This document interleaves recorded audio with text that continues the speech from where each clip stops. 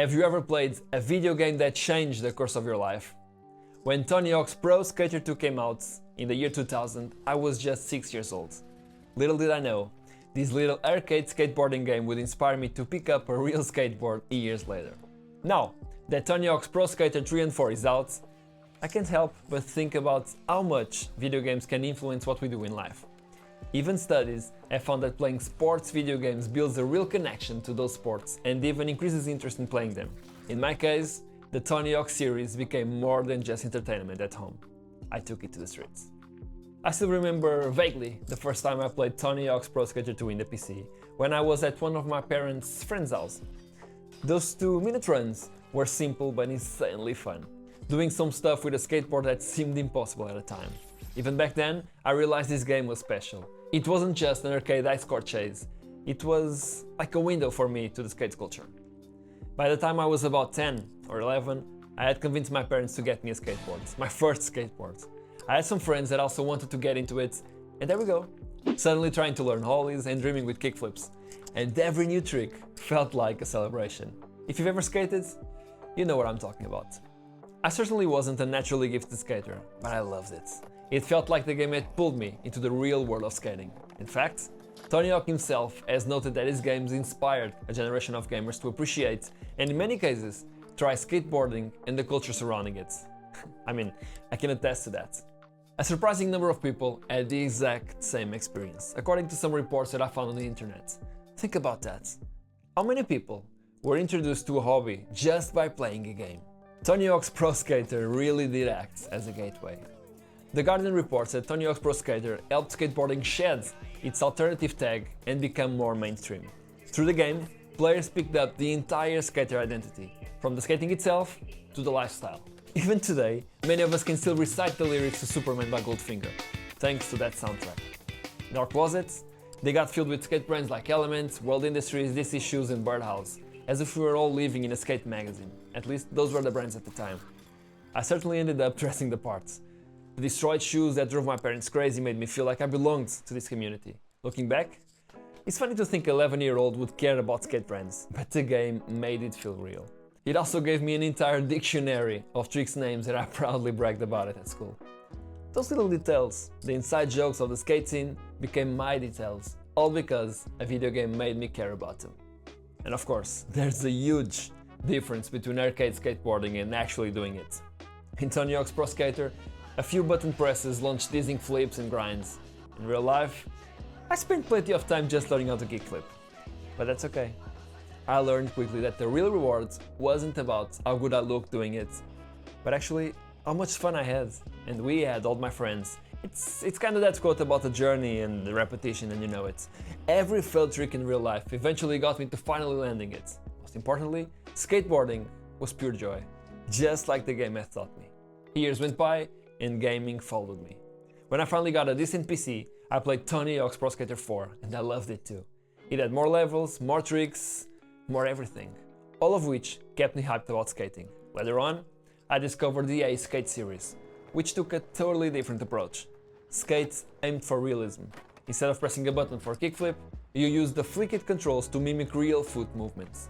The game developers themselves described Skate as leaning more towards realism in its physics and feel.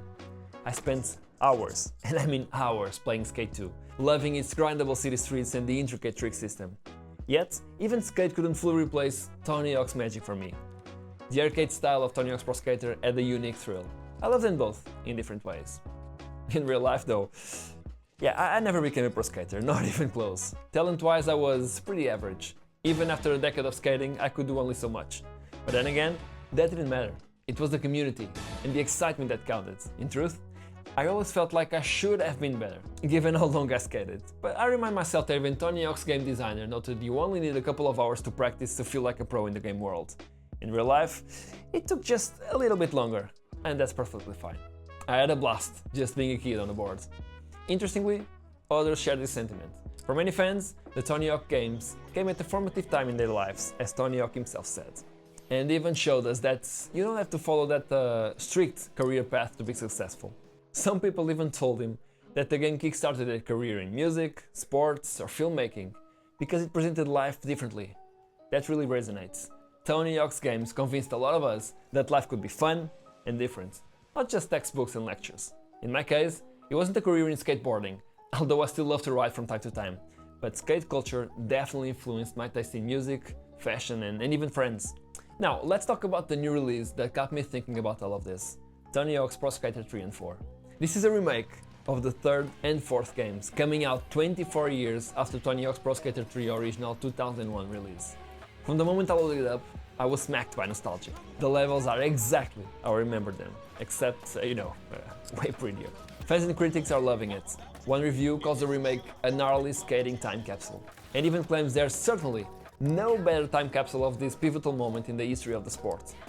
Actually, I couldn't agree more. After a few hours, those 2-minute combos start to flow again. There's a genuine thrill in linking tricks exactly like the old days. In short, they did a great job.